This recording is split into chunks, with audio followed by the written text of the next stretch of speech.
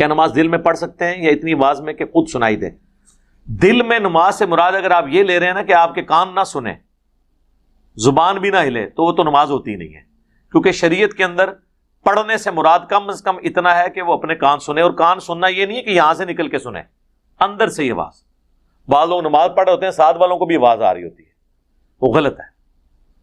اگر کہیں پر شور ہے، موٹر چل رہی ہے، جنریٹر چل رہا ہے، آپ اندازے سے اتنی آواز سے پڑھیں کہ اگر یہ بند ہو جائے تو مجھے آواز سمجھ آ رہی ہوتی، باقی آپ، بلکہ میں تو کہتا ہوں جنریٹر موٹر چل بھی رہو تب بھی آپ کو آواز آ رہی ہوتی ہے، کیونکہ وہ اندر سے آواز جا رہی ہوتی ہے۔ جب اپنی زبان سے پڑھتے ہیں تو آپ کو فیل ہو رہی ہوتی ہے وہ آواز، اس سے کوئی آپ کو کوئی پرابلم نہیں ہوتی ہے۔ لیکن اگر زبان سے نہیں، تو جہاں پر بولنا اور پڑھنا مراد ہے وہاں زبان ضروری ہے۔ طلاق بھی دل میں نہیں ہوگی۔ کئی لوگ ادھر آئیں جی میرے دل میں بار بار خیال آتا ہے، قیامت تک آتا رہے، طلاق نہیں اس طرح ہوگی۔ کوئی جانور ذبح کرنے لگا، دل میں اللہ کا نام لے گا؟ نہیں، زبان سے لینا ضروری ہے، اور اتنی آواز سے کہ اپنے کان سنیں۔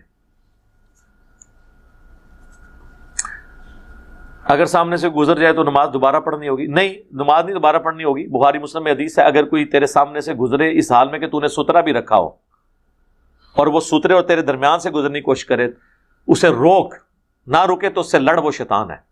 آپ چلے جائیں سعودیہ میں، آپ کسی نمازی کے آگے سے گزر کے بتائیں، واقعی پھر تو لڑن گے صحیح طریقے نہ تھوڑے نال۔ یہ پاکستان ہی ہے جو لوگ گزر جاتے ہیں، اور اس میں نکالنا کیا آپ نے کہ 2 منٹ صبر نہیں ہوتا؟ اس کی نماز نہیں ٹوٹے گی اگر کوئی سامنے سے گزرتا ہے، گزرنے والا گناہ گار ہوگا، نماز نہیں ٹوٹے گی۔ لیکن نمازی بھی گناہ گار ہو سکتا ہے اگر وہ کسی راستے میں نماز پڑھ رہا ہے جو گزر گیا ہے۔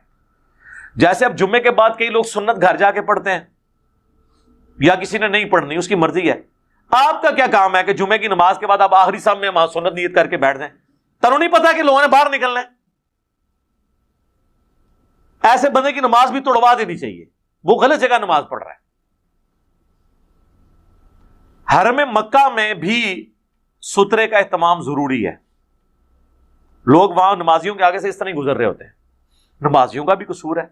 بھائی اگر میں طواف کے جو 2 نفل پڑھ رہا ہوں، وہ کوئی آلریڈی آگے کوئی بیٹھا ہوا ہے اس کے پیچھے پڑھ لوں تو کیا حرج ہے، بجائے کہ میں جدھر منہ اٹھا کے پڑھ لوں۔ میں تو اتنی دفعہ میری حاضری ہوئی ہے، میں نے تو کبھی کسی کو خانہ کعبہ میں بھی اپنے آگے سے نہیں گزرنے دیا، کیونکہ میں نے موقع ہی نہیں دیا۔ اب مطاف میں اپنی بیوی کو سامنے بٹھا لیتا تھا، کعبے کی طرف منہ کر کے بیٹھ جاتی تھی، میں پیچھے 2 نفل پڑھتا تھا، پھر میں بیٹھ جاتا تھا، وہ میرے پیچھے پڑتی، میں سترا تھا۔ لوگ طواف کعبہ والے سامنے سے گزر رہے ہیں، سینٹر سے ہم کسی کو نہیں گزرنے دیتے، اور ضروری ہے کہ آگے جا کے پڑھنے ہیں۔ مقام ابراہیم کی سیدھ میں آپ پیچھے بھی مطاف میں کسی جگہ جا کے پڑھ سکتے ہیں، دوسری منزل پہ جا کے پڑھیں۔ اور جو ویسے نماز کے لیے ہیں وہ کیوں ایسی جگہ پہ نماز پڑھیں کہ لوگ گزریں؟ اتنے ستون ہیں، کسی ستون کے پیچھے پڑھیں، یا ایٹ لیسٹ سامنے پانی کی کوئی بوتل رکھ لیں، ایک سترا ضرور ہو۔ لوگ سمجھتے ہیں وہاں سے گزرنا جائز ہے، نمازی کے آگے سے نہیں آپ گزر سکتے۔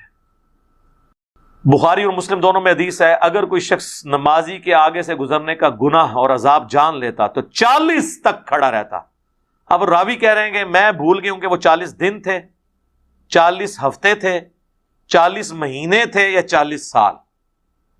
40 سال ہی تھے، کیونکہ سنن ابن ماجہ میں حدیث ہے، اگر کوئی شخص کسی نمازی کے آگے سے گزرنے کا وبال جان لیتا تو 100 سال تک انتظار کرتا اور نمازی کے آگے سے نہ گزرتا۔ تو 100 سال سے تو 40 سال کم ہی ہوتے ہیں نا، انتظار کر لیں۔ تسی کہڑی صلاۃ و تسبیح کسی نے نیتی ہے کہ تانوں بڑی مصیبت، 3 سے 4 منٹ لگتے ہیں، اس سے زیادہ کس نے لمبی نماز پڑھنی ہوتی؟ 2 منٹ انتظار کر لیں۔ سوترے میں میری ڈیٹیل ویڈیوز